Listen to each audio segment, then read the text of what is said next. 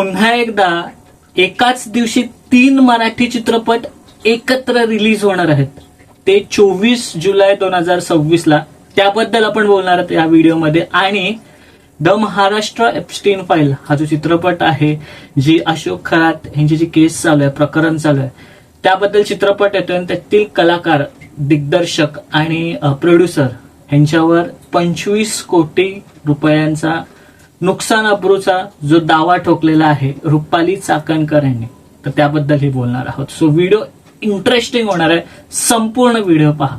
नमस्कार, मी साहिल निकम तुम्हा सर्वांचं मनापासून स्वागत करतो माझे युट्यूब चॅनल पिक्चर प्लॅटफॉर्म मध्ये. सो मराठी मूवीजचे बॉक्स ऑफिस कलेक्शन जे की खूप कमी चॅनलला सांगितले जातात, ते आपल्या चॅनलला सांगितले जातात. मराठी चित्रपटांचे अपडेट सुद्धा. सो व्हिडिओला लाईक नक्की करा, सबस्क्राईब नक्की करा आणि महत्वाचं म्हणजे हाईप जे आहे कमेंटच्या बाजूला बटन ते नक्की करा, जेणेकरून व्हिडिओ पुढे जाईल. सो जसं मी सुरुवातीला म्हटलं की एकाच दिवशी 3 मराठी चित्रपट रिलीज होणार आहेत. मग एकाच दिवशी ते का 3 मराठी चित्रपट, बाकी डेट्स होत्या. म्हणजे 24 जुलै 2026 ला 3 मराठी चित्रपट. म्हणजे पहिला असणारा तो एक होतं माळीन, स्वप्न सुंदरी आणि भूतंभयम, असे 3 चित्रपट. त्यापैकी 2 जे चित्रपट आहेत, भूतंभयम आणि एक होतं माळीन, हे 2 मोठे मराठी चित्रपट आहेत जे की चालू शकतात. तर मग एकाच डेटला 3 चित्रपट का? एखादी कोणते ते आता 24 जुलैच्या आधी 17 जुलैची डेट आहे, त्याला बोल बोल राणी एकच चित्रपट आहे. त्याच्या आधी 10 जुलैची म्हणजे हा शुक्रवारी कोणताच चित्रपट नाहीये मराठीचा. मग त्या डेट्स का रिकामी ठेवल्या? सो हे प्रोड्युसरने कुठेतरी अभ्यास करायला पाहिजे असं मला वाटतं, की बाकीच्या डेट्स का रिकामी ठेवल्या. मग आता 3 मराठी चित्रपट, आता ऑलरेडी धमाल 4 हा चित्रपट येतोय. सो तो सगळे शोज घेणार 10 जुलैलाच. आणि नंतर ह्यांना कोणत्या 3 पैकी कोणत्या तरी एका चित्रपटाला थोडेफार शोज मिळतील. बाकी 2 चित्रपट पुन्हा शोज कमी असल्यामुळे फ्लॉप होऊ शकतील. सो हे 3 चित्रपट एकत्र रिलीज नाही व्हायला पाहिजे. 10 जुलै ही तारीख स्पेअर होती, तिथे कोणता चित्रपट नाहीये मराठीचा.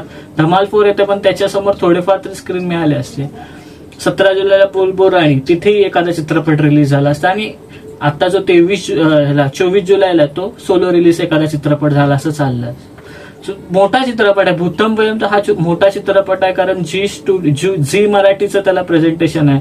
सो तो चित्रपट चालण्याचे चान्सेस आहेत. आणि जर का त्याला शोज नाही मिळाले तर मग पुन्हा तोही फ्लॉप होऊ शकतो. सो मला वाटतं की हे 3 चित्रपट एकत्र रिलीज नाही झाले पाहिजे. तुम्हाला काय वाटतं? तुम्ही कमेंटमध्ये सांगू शकता. आता येऊयात की द महाराष्ट्र एप्स्टीन फाईल हा जो चित्रपट 2 ऑक्टोबर 2026 ला रिलीज होणार आहे, त्याबद्दल काही इश्यू चालू आहेत. म्हणजे त्या चित्रपटामध्ये दीपाली सय्यद यांचं एक कॅरेक्टर दाखवलंय, जे की रुपाली चाकणकर यांच्या मिळतं जुळत आहे. सो त्याच्यावर रुपाली चाकणकर यांनी केस केलेली आहे की मला आधी काही माझी परवानगी घेतली नाही, पूर्व परवानगी घेतली नाही आणि डायरेक्टली चित्रपट बनवला. आणि ही जी केस आहे अशोक खरात, त्याच्यावर हा चित्रपट आधारित असणार आहे. आणि ती केस ऑलरेडी कोर्टमध्ये चालू आहे. आणि मग तुम्ही चित्रपट का बनवला आणि माझ्यासारखं पात्र का दाखवलं, जे दीपाली सय्यदचं आहे. त्यामुळे दीपाली सय्यद यांच्यावर, दिग्दर्शकावर आणि निर्माता यांच्या हे जे महाराष्ट्र एप्स्टीन फाईलचे आहेत, त्यांच्या सगळ्यांवर 25 कोटीचा नुकसान अब्रूचा दावा टाकलेला आहे.